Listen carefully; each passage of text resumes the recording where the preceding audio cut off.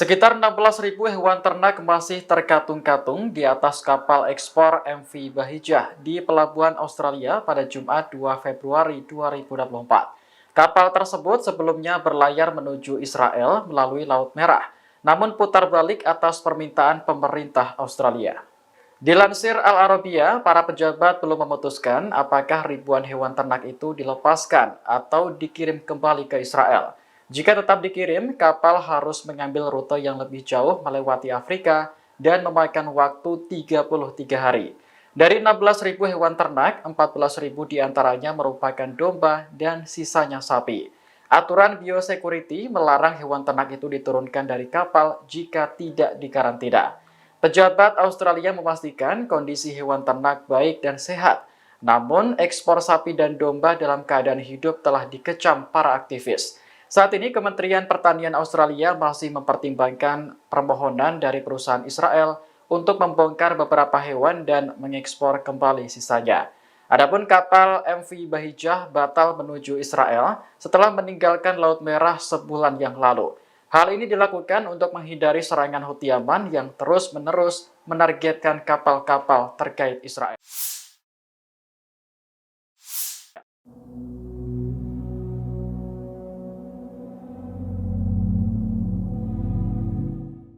Amerika Serikat menjatuhkan sanksi kepada Israel atas kekerasan di tepi barat Palestina. Keputusan ini tergolong langka karena Washington merupakan sekutu sekaligus pendukung utama Israel dalam perang di Gaza. Presiden Amerika Serikat Joe Biden menandatangani perintah eksekutif yang mengesahkan sanksi terhadap 4 pemukim Israel pada Kamis 1 Februari 2024. Mereka adalah David Chai Chasdai, Aidan Tanjil, dan Yinon Levy yang dituduh menyerang warga Palestina. Sementara seorang lainnya, Shalom Zickerman, juga disanksi atas tuduhan menyerang aktivis Israel. Sanksi tersebut akan membekukan aset-aset mereka di Amerika, serta membatasi transaksi keuangan dengan mereka. Penasihat Keamanan Nasional Gedung Putih Jake Sullivan mengatakan bahwa kekerasan yang dilakukan pemukim Israel menimbulkan ancaman keamanan, bukan hanya di tepi barat, melainkan juga di Israel hingga kawasan Timur Tengah.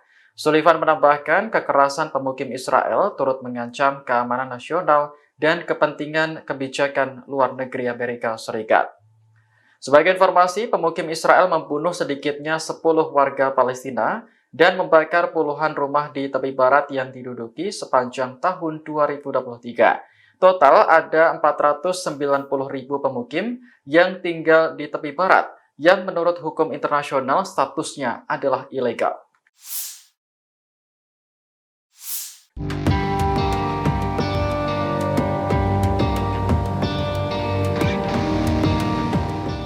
Militer Israel mengumumkan penarikan Brigade Cadangan ke-55 dari Khan Yunis, Gaza Selatan pada Kamis 1 Februari 2024.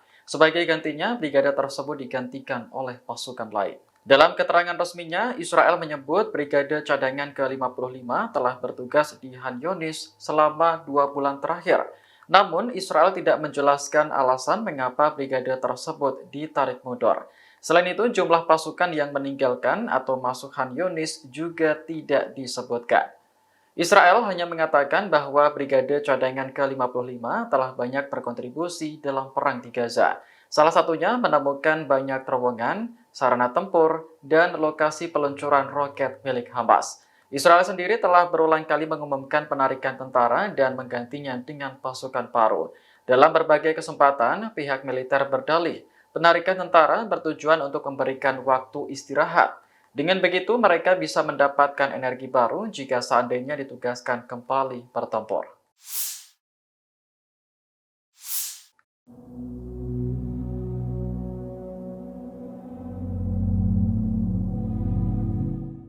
Perdana Menteri Israel Benjamin Netanyahu tak terima dengan keputusan Amerika Serikat yang menjatuhkan sanksi terhadap pemukim Israel. Menurutnya, mayoritas pemukim Israel di tepi barat Palestina adalah warga negara yang taat hukum. Dalam keterangan resminya pada Kamis 1 Februari 2024, Netanyahu mengklaim bahwa Israel menegakkan hukum secara adil. Menurutnya, siapapun warga Israel yang melanggar aturan sudah pasti akan dihukum. Netanyahu kemudian menolak sanksi yang diberikan Amerika karena merasa warganya tidak bersalah. Sebelumnya pada Kamis 1 Februari, Presiden Amerika Serikat Joe Biden menandatangani perintah eksekutif yang mengesahkan sanksi terhadap 4 pemukim Israel. Mereka dituduh melakukan serangan dan intimidasi terhadap warga Palestina di tepi barat. Sanksi yang diberikan berupa pembekuan aset hingga pembatasan visa. Penasihat Keamanan Nasional Gedung Putih Jake Sullivan mengatakan bahwa kekerasan yang dilakukan pemukim Israel menimbulkan ancaman keamanan. Bukan hanya di tepi barat, melainkan juga di Israel hingga kawasan Timur Tengah. Sepanjang tahun 2023, pemukim Israel dilaporkan telah melakukan 2.410 serangan terhadap warga Palestina. Akibatnya, 10 warga meninggal dan puluhan fasilitas termasuk rumah terbakar.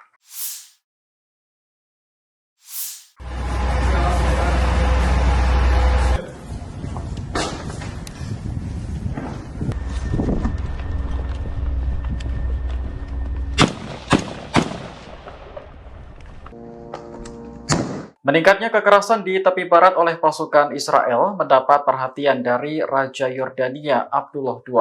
Menurutnya, kekerasan yang terus berlanjut dapat memicu ledakan konflik di wilayah tersebut. Hal itu disampaikan Raja Abdullah saat menerima panggilan telepon dari Perdana Menteri Kanada Justin Trudeau pada Kamis 1 Februari 2024. Ia memperingatkan eskalasi Israel yang terus berlanjut di tepi barat dan Yerusalem dapat menyebabkan kekacauan di wilayah tersebut. Apalagi Yordania juga berbatasan langsung dengan wilayah konflik. Dalam panggilan telepon itu, Raja Abdullah menekankan perlunya gencatan senjata di Gaza, serta perlindungan terhadap warga sipil. Selain itu, pengiriman bantuan kemanusiaan juga perlu ditingkatkan untuk membantu korban perang. Raja Abdullah lantas mengapresiasi Kanada yang juga memberikan bantuan ke jalur Gaza. Diketahui sepanjang tahun 2023, pemukim Israel di tepi barat telah melakukan sekitar 2.410 serangan terhadap warga Palestina. Akibatnya, 10 warga meninggal dunia dan puluhan fasilitas termasuk rumah terbakar. Download Tribun X sekarang, menghadirkan lokal menjadi Indonesia.